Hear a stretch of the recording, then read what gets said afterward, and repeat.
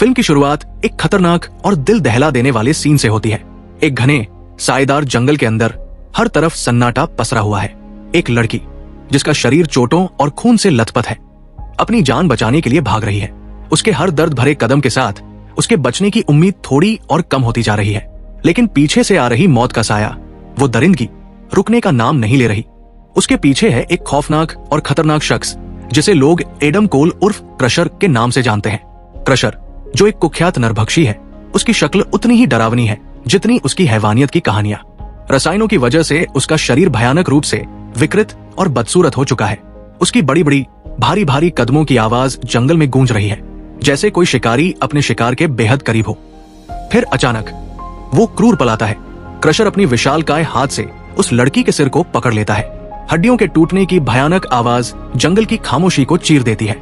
अगले ही पल लड़की की जिंदगी खत्म हो जाती है। पल भर में अपने नाम को सही ठहराते हुए क्रशर लड़की के लाश को घसीटता हुआ अपने अंधेरे डरावने अड्डे की तरफ ले जाता है। लेकिन असली खौफ तो वहां छुपा हुआ है। क्रशर का अड्डा, जहां मौत भी कांपती है। उसके ठिकाने पर उसका बड़ा भाई आराम से टीवी के सामने बैठा हुआ है, जैसे कुछ भी अजीब या खौफनाक नहीं हुआ हो। टीवी पर एक पुराने शिकार की वीडियो चल रही है, एक लड़की की जिसे उन्होंने बेरमी से मारा और टॉर्चर किया था। क्रशर बिना किसी हिचक के लड़की की लाश के टुकड़े करने लगता है। कमरे में मौत की दुर्गंध छाई हुई है। हर तरफ कटने फटने की आवाजें गूंज रही है। इस भयानक माहौल को और डरावना बनाते हुए क्रशर और उसका भाई लड़की के मांस को प्याज के साथ तलते हैं और फिर बिना किसी गिल्ट के उसे खाते हैं। कमरे की हर चीज डर और मौत की दास्तां बयां करती है। कहानी अब शिफ्ट होती है एक ग्रुप पर जो एक अमीर आदमी की बेटी को किडनैप करके ले जा रहे हैं। वो लड़की कार की डिक्की में बंद है। इन किडनैपर्स में से सारा और उसका कजिन भी है, जो इस डरावने खेल में अनचाहे शामिल हो गई है। जब वो एक पेट्रोल पंप पर रुकते हैं तो माहौल और तनावपूर्ण हो जाता है। सारा का कजिन भागने का सोचता है, लेकिन अपनी बहन को छोड़ने की हिम्मत नहीं कर पाता। वो लोग लो प्रोफाइल रहने की कोशिश कर रहे होते हैं। तभी एक शेरिफ पास के आदमी से कैजुअल बातचीत शुरू कर देता है। किडनैपर्स का ग्रुप घबरा जाता है। उनमें से एक अपने गन को कस के पकड़ लेता है, जैसे किसी भी बुरे हालात के लिए तैयार हो। सारा शेरिफ का ध्यान भटकाने की कोशिश करती है, लेकिन उसकी कांपती आवाज उसके डर को साफ जाहिर कर देती है। आखिरकार ग्रुप फिर से रोड पर निकलता है, लेकिन तनाव अपने चरम पर पहुंच जाता है जब अचानक एक विशाल हिरन उनके रास्ते में आ जाता है। ड्राइवर झटके से गाड़ी मोड़ता है और गाड़ी क्रैश हो जाती है। हिरन के सींग एक किडनैपर के शरीर में धंस जाते हैं। उसकी चीखें जंगल में गूंज उठती है। वो बेताबी में हिरन को गोली मार देता है, लेकिन खुद को नहीं बचा पाता। ड्राइवर का निर्दयी भाई उसकी दर्दनाक मौत को जल्दी खत्म कर देता है। एक ही गोली में योजना पूरी तरह से नाकाम हो चुकी है और गाड़ी भी पूरी तरह से तबाह। मजबूरन उन्हें पैदल ही आगे बढ़ना पड़ता है। जंगल के रास्ते में उन्हें एक ट्रक आता दिखता है। ड्राइवर उनकी हालत देखकर रुकता है, लेकिन तभी एक किडनैपर, जो अब पागलपन और लालच से भरा हुआ है, उसे गोली मार देता है। ट्रक ड्राइवर जमीन पर गिरता है। स्खमी। जैसे ही किडनैपर उसे खत्म करने के लिए आगे बढ़ता है, सारा का कजिन बीच में आ जाता है। इस झड़प का फायदा उठाकर ट्रक ड्राइवर जंगल की तरफ भाग जाता है, लेकिन किडनैपर्स को अंदाजा नहीं है कि क्रशर का भाई, जो अब तक चुपचाप छुपा हुआ था, सब देख रहा था। उसकी आंखों में शिकारी जैसी भूख चमकती है। वो तेजी से भागता है और क्रशर को नई शिकार की खबर देता है। अपने पिछले शिकार के नाकाम बचाव से टूट चुके क्रशर की आंखों में एक नई चमक आ जाती है। अपने भाई के साथ वो शिकार के लिए तैयार होता है। दोनों की डरावनी हंसी जंगल में गूंज उठती है। ट्रक ड्राइवर सड़क किनारे पड़े पड़े अपने घावों से दम तोड़ देता है। खून से लथपथ उसका शरीर देखकर एक बूढ़ा आदमी रुकता है और तुरंत शेरिफ को खबर देता है। हालात और बिगड़ जाते हैं जब रेडियो पर एक डरावनी रिपोर्ट आती है कि किडनैपर्स अब भी आजाद घूम रहे हैं। शेरिफ वक्त के खिलाफ दौड़ते हुए इस खौफनाक मंजर को खत्म करने की ठान लेता है, इससे पहले कि और जाने जाएं। सुबह होने से पहले हर तरफ डर और बेचैनी पसरने लगती है। परेशान शेरिफ अपनी टीम को बैकअप के लिए बुलाता है, मगर कुछ उसे मजबूर करता है कि वो खुद मौके पर जाकर सच्चाई का सामना करे। इस बीच सारा का भाई उस लड़की का ख्याल रखता है जिसने हैवानियत की सारी हदें झेली है, लेकिन उन्हें पता नहीं, क्रशर, वो खामोश शिकारी, उनकी हर हरकत पर नजर रखे हुए है। किडनैपर्स के बीच एक गुंडा अपना आपा खो बैठता है। उसका गुस्सा उस पर हावी हो जाता है। उसकी सोच धुंधला देती है और वो सारा के भाई को मारने के लिए बंदूक तान देता है। धाय, गोली चलती है, मगर निशाना चूक जाता है। गोली क्रशर के भाई को लगती है। वो जमीन पर गिरता है। हर कोई सन्न रह जाता है। दहशत फैल जाती है। सारा घबराकर झूठ का सहारा लेती है। वो हमें किडनैप कर रहे थे, प्लीज हमें बचा लो। उसकी आवाज कांप रही है, लेकिन क्रशर का भाई उसकी बातों से जरा भी पिघलता नहीं। उसकी आंखों में एक अजीब सी ठंडक और बेरुखी झलकती है। जब सारा का भाई बीच में बोलने की कोशिश करता है, बंदूक का बट उसके चेहरे पर जोर से लगता है। वो वही चुप हो जाता है। दोनों भाई बहन को जीरो से बांधा जाता है और गाड़ी की तरफ घसीट कर ले जाया जाता है। उनके चेहरे पर उलझन के साथ डर साफ झलकता है। उन्हें समझ नहीं आता कि आखिर उन्हें गाड़ी में क्यों ले जाया जा रहा है। क्रशर का भाई अलग ही सोच में डूबा है। उसे हिरन का सिर चाहिए, एक अजीब और भयानक ख्वाहिश। वो लड़की को वही छोड़ देता है जैसे किसी शिकार को शिकारी के लिए रख छोड़ा हो। लेकिन क्रशर की सोच अलग है। सिर्फ एक जोरदार वार से वो लड़की को बेहोश कर देता है और उसे एक ऐसी किस्मत के लिए तैयार करता है जो मौत से भी ज्यादा दर्दनाक है। सारा का भाई हिरन का सिर काटने को मजबूर किया जाता है। खून से लथपथ सिर उसके हाथों में भारी लग रहा था। घबराकर उसने पूछा, तुम मांस नहीं ले जा रहे? क्रशर का भाई हल्की सी मुस्कान के साथ बोला, हम जानवर नहीं खाते। सारा के भाई की रगों में डर दौड़ गया। उसे तब समझ आया, ये लोग जानवर नहीं खाते, ये इंसानों को खाते हैं। वो कैनिबल्स हैं। घर के अंदर क्रशर ने बेहोश लड़की को घसीटते हुए पानी के टब में डुबो दिया, लेकिन वो उतनी बेहोश नहीं थी जितनी दिख रही थी। जैसे ही क्रशर कमरे से बाहर निकला, लड़की ने भागने की कोशिश की, मगर अंधेरे में भागते हुए वो किसी चीज से टकरा गई और डर के मारे जमीन पर गिर पड़ी। तभी क्रशर का भाई लौट आया, सारा और उसके भाई को घसीटते हुए अंदर लाया। उनके चेहरे खौफ से बुरी तरह मुरझाए हुए थे। क्रशर की डरावनी शख्सियत उनके सामने खड़ी थी। उसकी परछाई पूरे कमरे में फैली हुई थी।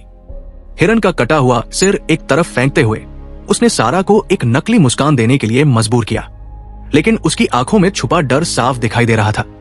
उसी वक्त शेरिफ क्राइम सीन पर पहुंच चुका था। उसकी आंखें हर सबूत को तेजी से स्कैन कर रही थी। एक मरा हुआ गुंडा, हिरन का कटा सिर और खून की लकीरें जो उसे दूर जंगल की ओर ले जा रही थी। ये उसका इकलौता सुराग था।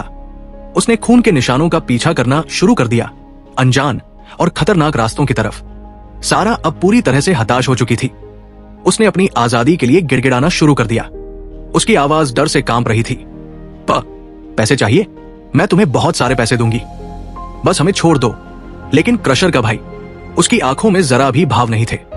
वो बिल्कुल ठंडे और बेपरवाह लहजे में सारा को एक गिलास नींबू पानी थमाता है। सारा ने पीछे हटते हुए कहा, मुझे अजनबियों से कुछ नहीं लेना। उसकी आवाज शांत थी, मगर उसमें सावधानी झलक रही थी। क्रशर का भाई हल्का सा मुस्कुराया, अपने हाथ को माफी वाले अंदाज में आगे बढ़ाया। एक पल के लिए सारा को लगा शायद वो सही दिशा में जा रही है, लेकिन ये सब एक धोखा था। अचानक उसने सारा का हाथ पकड़कर खींचा, जिससे सारा का सर टेबल से जोर से टकराया और खून उसकी नाक से बहने लगा। वो वहीं बैठी रह गई, हिलने की हालत में नहीं थी। डर और दर्द से भरी हुई उसके दिमाग में एक ख्याल आया, क्या नींबू पानी जहर है? लेकिन फिर उसे समझ आया, अगर उसे मारना होता तो वो उसे जंगल में ही खत्म कर चुका होता। डर पर काबू पाने के लिए सारा ने धीरे धीरे पानी पी लिया। क्रशर का भाई उसे शैतानी मुस्कान के साथ देख रहा था, जानते हुए कि पानी जहरीला नहीं था, लेकिन उसमें एक ऐसा पदार्थ मिला था जो उसे धीरे धीरे बेहोश कर देगा। कुछ ही पल में सारा बेहोश हो गई। सारा के बेहोश होते ही क्रशर का भाई अब ऐश की तरफ बढ़ा, जो अब भी बंधी हुई थी। उसने ऐश का मुंह खोला। उसके चेहरे पर खौफ साफ नजर आ रहा था। बिना किसी देरी के क्रशर ने सारा के भाई पर वार किया, उसे बेहोश कर दिया। फिर बड़ी बेरमी से उसने ऐश की शर्ट को ऐसे बांधा जैसे कोई शिकारी अपने शिकार को काबू करता है। उसने सारा को एक हुक पर लटका दिया। वो ऐसे लटक रही थी जैसे काटने के लिए मांस। इस पूरी अफरा तफरी के बीच क्रशर का भाई इस डरावने मंजर का लुत्फ उठा रहा था। वो सब रिकॉर्ड कर रहा था, हर पल का मजा लेते हुए। उसने सारा के भाई को अंदर घसीटा, उसे एक कुर्सी से बांध दिया और अपनी सैडिस्टिक खुशी के साथ उसे ताने देने लगा। लेकिन ऐश ने अभी हार नहीं मानी थी। उसकी नजर पास पड़ी एक हिरन की सींग पर पड़ी। उसने उसे उठाकर अपने हाथों की रस्सियां काटनी शुरू की। उसका दिमाग तेजी से चल रहा था, क्या भागना सही होगा या फिर लड़ना? उसके अंदर का डर और गुस्सा एक साथ जाग गया। उसने पास पड़ी एक शॉर्ट गन उठाई। उसके हाथ डर से कांप रहे थे। ठंडा लोहे का वजन उसकी हथेलियों में भारी लग रहा था। उसे हर उस चीज की याद दिला रहा था जो दाव पर लगी थी। अंदर क्रशर का भाई सारा के भाई के घावों को आग से सील कर रहा था। उसके चेहरे पर एक शैतानी मुस्कान थी, जैसे वो उसके दर्द में खुशी मना रहा हो। लेकिन तभी ऐश अचानक अंदर आई, तेजी से सांस लेते हुए।